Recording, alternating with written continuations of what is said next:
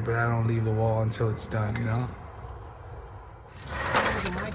Hey, don't worry, here.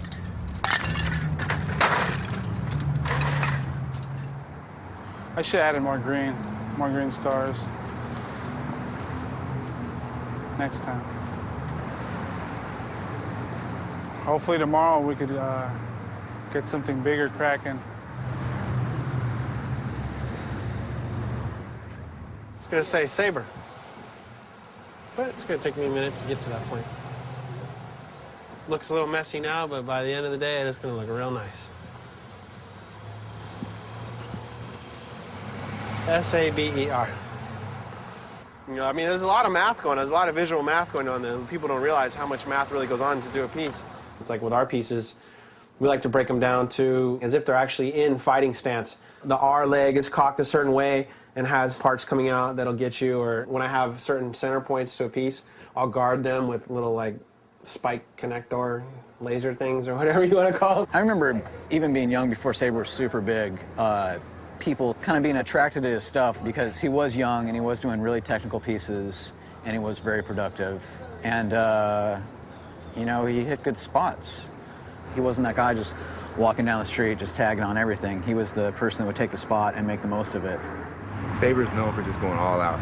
He's known for doing things that, like, people talk about doing, but nobody ever really has the ambition or the drive to really try to go out and produce and accomplish. As far as the West Coast is concerned, he's produced like probably, you know, 4 or 5 of the like 10 most monumental pieces and works of graffiti. Things like the bridge on the 5 with GK, you know, that MSK billboard right there by the Capitol Records building in Hollywood. You know, those things were just like colossal. So it took me and Zess about 3 nights, and it's actually about 3 stories tall. And the funny thing was, when I finished it, I get a phone call from GK, early as hell. Your S looks like shit. You need to go back up there and fix it. And I was like, ah! So I went back in the day and fixed the S, and then I figured, finally it's done.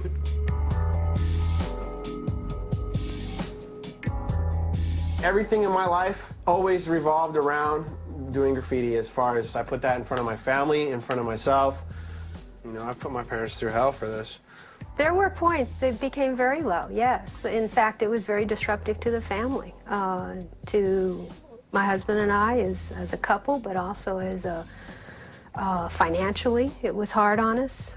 We both had jobs that we had to maintain, and it's kind of scary when you pull up from work and you see a police car outside your door, and you're not sure if it's just because he's in trouble or they're telling you something worse than that. Because I've known his friends have been killed, have been shot, stabbed. I've known that he's been beaten up so bad one time that I thought I was going to lose him with his eye.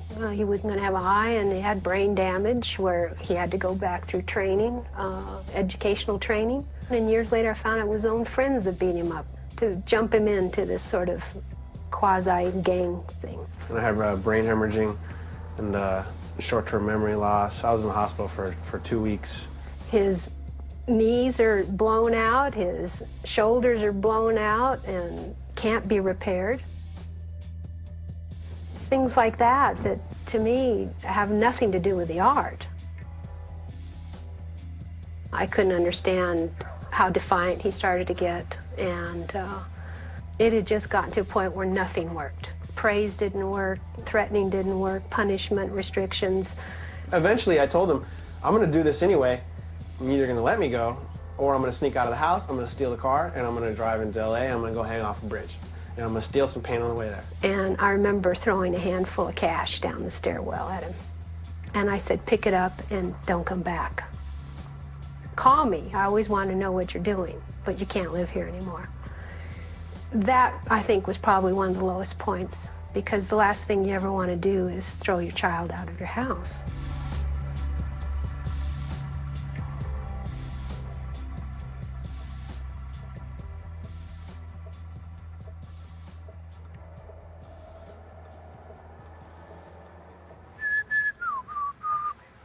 Somebody caught a tag inside my E and like went all over my whole shit. Like, look, there's this guy right here, expert.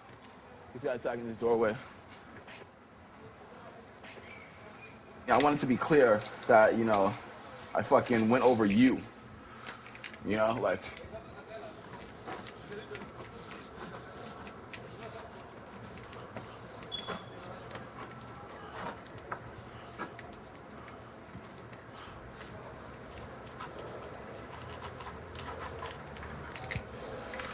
That's what's up.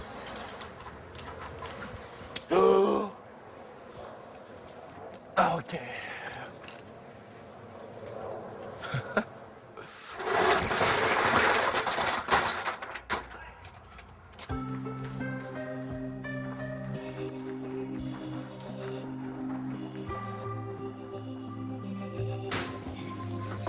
Whoops.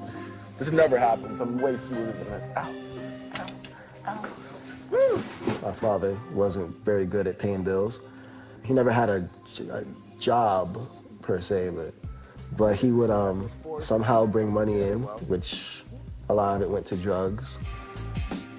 Like on one of his birthdays, one of the rare happy times of the year and shit, I asked him how old he was, and he's like slaps me mad hard. What the fuck just happened? You know what I mean?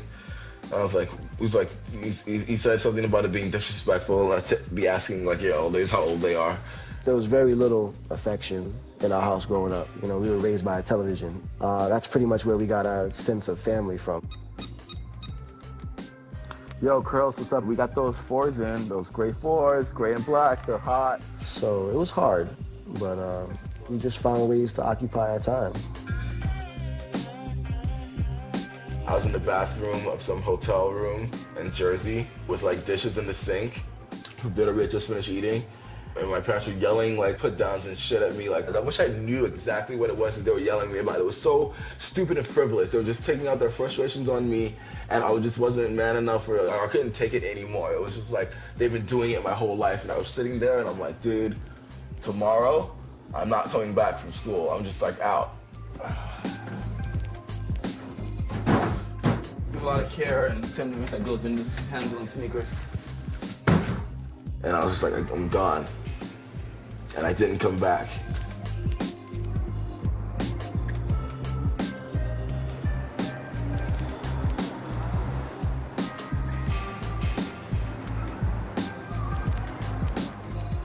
I just turned 17, I think. So I didn't finish my senior year of high school. I didn't finish at all.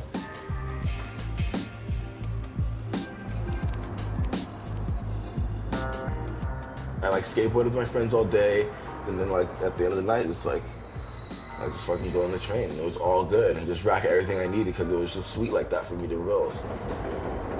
He had like a Mountain Smith backpack on the front and a Mountain Smith backpack on the back, and a skateboard and like 2 bags in his hands and just like a gang of paint and a gang of markers and God knows what else.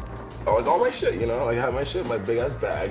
Fucking, I'll just like my ill pillow, and I'll just like sit, and I'm on point too, I'm not like fucking Daryl sleep.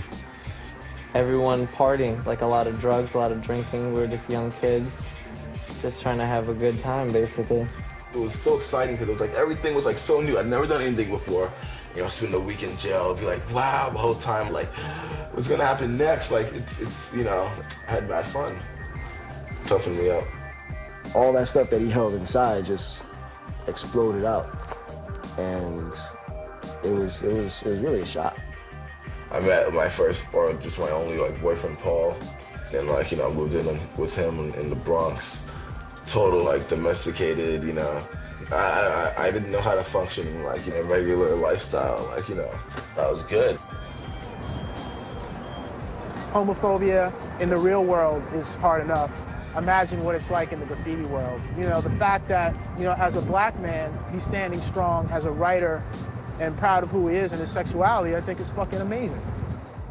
People are like, oh, he's not even hiding it? Oh.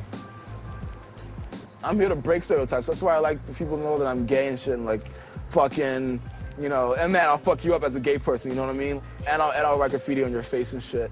And I'll beat you in a fucking game of Jeopardy, and I'll fucking run you in some 100-meter dash. And fucking, here comes the helicopter, so we're gonna chill.